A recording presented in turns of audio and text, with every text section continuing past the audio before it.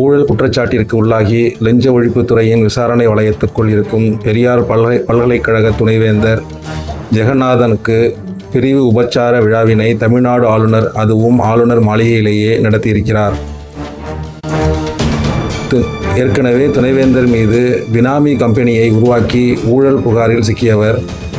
முறைகேடு புகாரில் கைது செய்யப்பட்டு காவல் நிலைய விசாரணைக்கு ஏறி இறங்கிக் கொண்டிருப்பவர். துணைவேந்தராக இருக்கும் பொழுதே சாதி பெயரை சொல்லி ஒருவரை திட்டியதால் வன்கொடுமை சட்டப்பிரிவின் கீழ் வழக்கில் கைது செய்யப்பட்டவர். விசாரணைக்கு ஒத்துழைக்கவில்லை என்றால் கைது செய்ய நேரிடும் என்று உயர்நீதிமன்றத்தாலேயே எச்சரிக்கப்பட்டவர். திமுக ஆட்சிக்கு எதிராக தனது மதவாத கருத்துக்களை பரப்ப பாடுபட்ட துணைவேந்தர் இவர். தொடர்ச்சியாக பல்கலைக்கழகங்கள் தோறும் மதவாத பிரச்சாரங்களில் ஈடுபட்டு வரும் ஆளுநர் இவருக்கு பதவிக்காலம் முடிந்த பின்னரும் பணி நீட்டிப்பு வழங்கினார். இந்நிலையில் ஊழல் குற்றச்சாட்டுக்கு உள்ளாகி லஞ்ச ஒழிப்புத்துறையின் விசாரணை வளையத்திற்குள் இருக்கும் பெரியார் பல்கலைக்கழக துணைவேந்தர் ஜெகநாதனுக்கு பிரிவு உபச்சார விழாவினை தமிழ்நாடு ஆளுநர், அதுவும் ஆளுநர் மாளிகையிலேயே நடத்தி இருப்பதற்கு கடும் கண்டனங்களை ஆகியுள்ளது.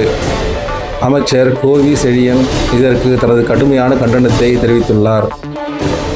திமுக ஆட்சிக்கு எதிராக தனது மதவாத கருத்துக்களை பரப்ப பாடுபட்ட துணைவேந்தருக்கு பாராட்டு விழாவை நடத்தியுள்ள ஆளுநர் வேந்தர் பதவிக்குரிய கண்ணியத்தை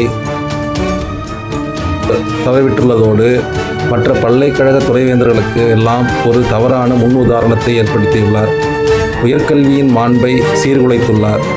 ஊழல்வாதிகளுக்கு ஆளுநர் நடத்திய விழா பெருத்த அவமானத்துக்குரியது. அது மட்டுமன்றி பல்கலைக்கழக வரலாற்றில் ஆளுநர் தமிழ்நாட்டிற்கே தலைகுனிவை ஏற்படுத்திவிட்டார். இவ்வாறு அமைச்சர் தெரிவித்துள்ளார்.